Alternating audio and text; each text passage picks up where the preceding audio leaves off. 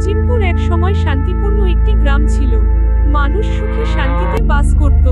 গ্রামবাসী মাঠে কাজ করছে, বাচ্চারা খেলছে, চারদিকে শান্ত পরিবেশ।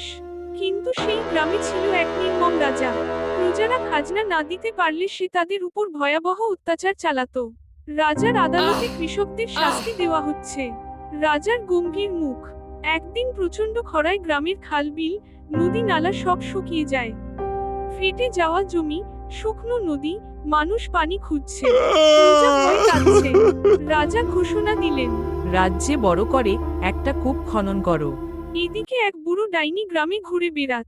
সে জাদু দিয়ে নিজের বয়স কমিয়ে চিরজীবী হতে চাইতো।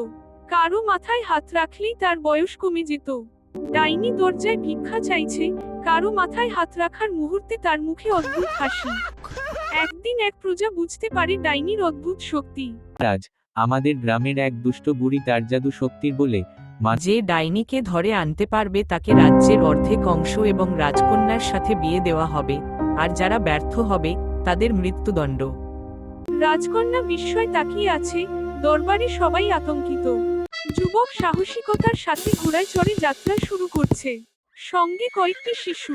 মা, তোমার জন্য উপহার এনেছি। এই বাচ্চাদের মাথায় হাত রাখলে তুমি আরো বহু বছর বাঁচবে। ডাইনি লোভে ঝুঁকে যাচ্ছে, বাচ্চাদের দিকে তাকাচ্ছে।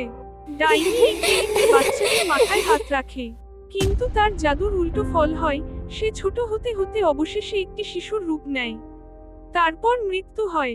ডাইনির রূপ বদলাতে শুরু করে, সে চিৎকার করে ছোট হতে থাকে, শেষে নিস্তেজ হয়ে পড়ে। যুবক ডাইনির মৃতদেহ নিয়ে রাজার দরবারে ফিরে আসে। গ্রামবাসী উল্লাস করছে, রাজা খুশি হয়ে দাঁড়াচ্ছেন। রাজা প্রতিশ্রুতি অনুযায়ী তাকে রাজ্যের অর্ধেক দেন এবং রাজকন্যার সাথে বিয়ে দেন। গ্রামে আবার শান্তি ফিরে আসে।